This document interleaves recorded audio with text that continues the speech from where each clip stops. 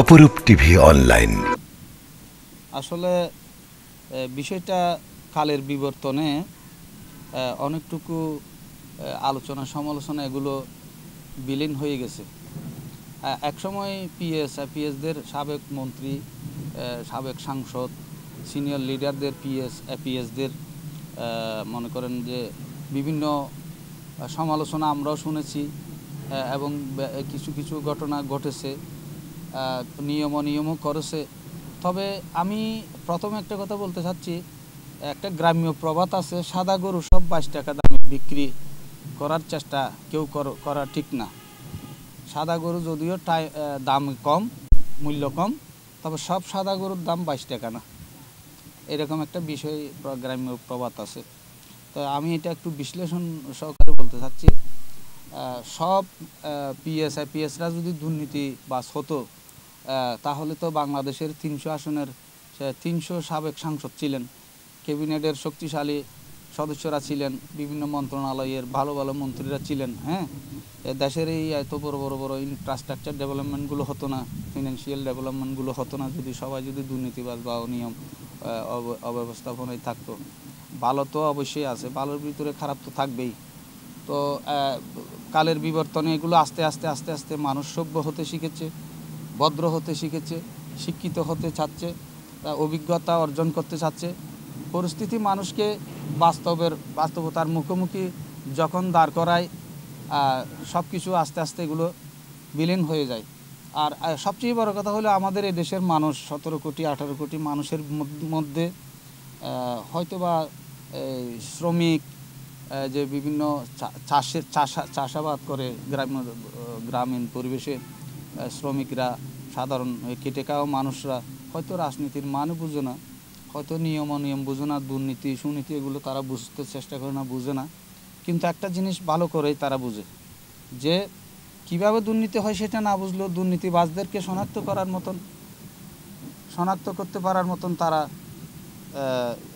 শক্তি বা সামর্থ্য অর্জন করেছে, বুঝ জ্ঞান আছে আর কি বাংলাদেশের জনগণের কাছে। তারা খুব সচেতন এখন নাগরিক, প্রত্যেকটা শ্রেণীর জনগণ এখন খুব সচেতন।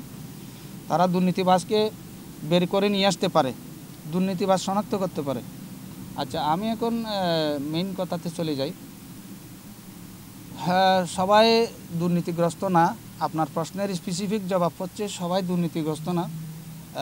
সম্প্রতি আমি একটা চট্টগ্রাম মহানগরের 9 নম্বর উত্তর পাহাড়তলী ওয়ার্ডের এক ছাত্রদল নেতার ফেসবুক স্ট্যাটাসে দেখেছি অনেক ছাত্রদলের নেতারা পিএসদের ষড়যন্ত্রের কারণে বিলীন হয়ে যায়। এরকম একটা আমি স্ট্যাটাস দেখেছি আমার এই মোবাইলে। সেই স্ট্যাটাসের স্ক্রিনশট আমি নিয়ে রেখেছি, ইচ্ছে করলে আপনি এটা ক্যামেরাতে দেখাইতে পারেন। ওই স্ট্যাটাসের ওই ফেসবুকের আইডিটা হচ্ছে যে SM হাসান চৌধুরী। তো আমি ওনাকে ব্যক্তিগতভাবে চিনি। তো এখন কথা হচ্ছে যে ওর ফেসবুকে স্ট্যাটাস দেখে আমি নিজেও সহমর্মিতা প্রকাশ করেছি। ওর বেদনা দুঃখটা আমি বুঝতে পেরেছি। হয়তো কেউ কোনো পিএসরা সেরকম কিছু কৌশল অবলম্বন করেছে বা করে থাকে বা করবে। তো সেক্ষেত্রে একটাই সমাধান আমি মনে করি, সেটা হচ্ছে যে আগামীতে যারা নির্বাচন করে নির্বাচিত হয়ে সাংসদ হবেন, মহান সংসদে যাবেন এবং সেখান থেকে ক্যাবিনেটের সদস্য হবেন, বিভিন্ন মন্ত্রণালয়ের মন্ত্রী হবেন, সব মন্ত্রীরা, সব সাংসদরা ওনাদের কনস্টিটিউয়েন্সির সিনিয়র নেতা যারা আছে, কাউন্সিলর যারা আছে, ভোট দিয়ে নেতা নির্বাচন করে। সেই একই পদ্ধতিতে আমার মনে হচ্ছে যে একটা সাংসদের পিএস নিয়োগের ক্ষেত্রে সব নেতাদের ম্যান্ডেট নেওয়া উচিত। তেনারা কী করবেন, তেনারা কোন পিএসটা এই নেতার সাথে থাকলে এর পলিটিক্যাল কোঅর্ডিনেশনটা করতে পারবে, স্বচ্ছ জবাবদিহিমূলক কাজ করতে পারবে, অনিয়ম দুর্নীতিমুক্ত থাকবে, জনগণের সেবা করবে।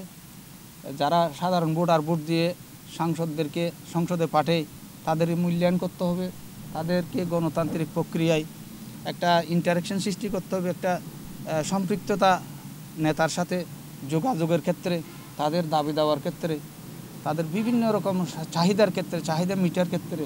তাহলে আমার মনে হচ্ছে যে ওই একজন যোগ্য নির্বাচিত পিএস, নির্বাচিত ব্যক্তিগত সহকারী পিএস বলেন এপিএস বলেন যাই বলেন নেতাদের ভোটাধিকার ভোট প্রয়োগের মাধ্যমে সেটা প্রকাশ্য হোক কিংবা গোপন ব্যালটের মাধ্যমে হোক, তাহলে আমার মনে হচ্ছে যে অনেক সমস্যার সমাধান হবে। একজন সাংসদেরও খ্যাতি বা সফলতা অর্জিত হবে, সাধারণ মানুষের সাথে তাদের সম্পৃক্ততা বাড়বে।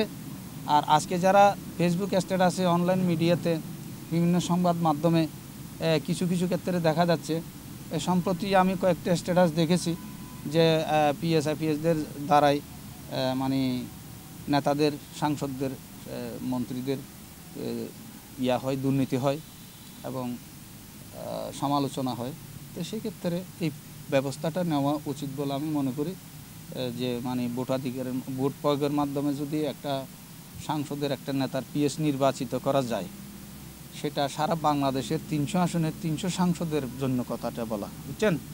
তাহলে আমার মনে হচ্ছে যে এটাই ভালো হবে আর কি।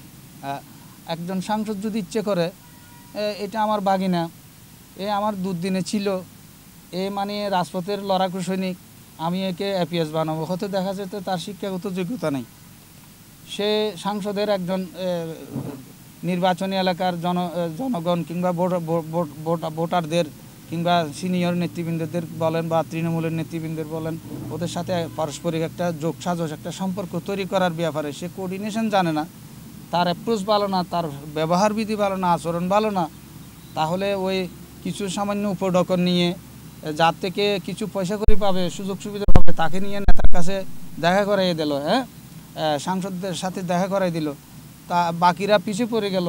তো তারও তো অধিকার আছে গণতান্ত্রিকভাবে, যে একজন নেতার কাছে আসছে বিভিন্ন অভাব অভিযোগ সমস্যা নিয়ে, বিভিন্ন চাহিদা নিয়ে, বিভিন্ন একটা মনের আবেগ দিয়ে কথা বলার জন্য আসে অনেকেরাই, সবাই তো আর অত সাহায্যের জন্য আসে না, বা বুঝছেন আপনি আমার কথাটা, সেইভাবে চিন্তা ভাবনা করবেন আর কি। আর আপনার এই মিডিয়ার মাধ্যমে আগামীতে যারা সাংসদ নির্বাচিত হবেন, যারা মন্ত্রী পরিষদের সদস্য হবেন, তারা পিএস আইপিএস ব্যক্তিগত সহকারী এগুলো নির্বাচনের ক্ষেত্রে ওই নির্বাচনী এলাকার সিনিয়র নেতৃবৃন্দের সাথে বসে একটা ম্যান্ডেট নিয়ে সবার প্রিয় যোগ্য শিক্ষাগত যোগ্যতা সৎ দক্ষ নিষ্ঠাবান একজন পিএস নিয়োগ করবেন। সেই ক্ষেত্রে আমার মনে হয় আপনাদের আগামীতে এই ধরনের দুর্নীতির কোনো খবর, সমালোচনার কোনো খবর আপনারা আসবে না, পাবে না, তারা 100% সফলতা অর্জন করবে বলে আমি বিশ্বাস করি, আমি মনে করি। এই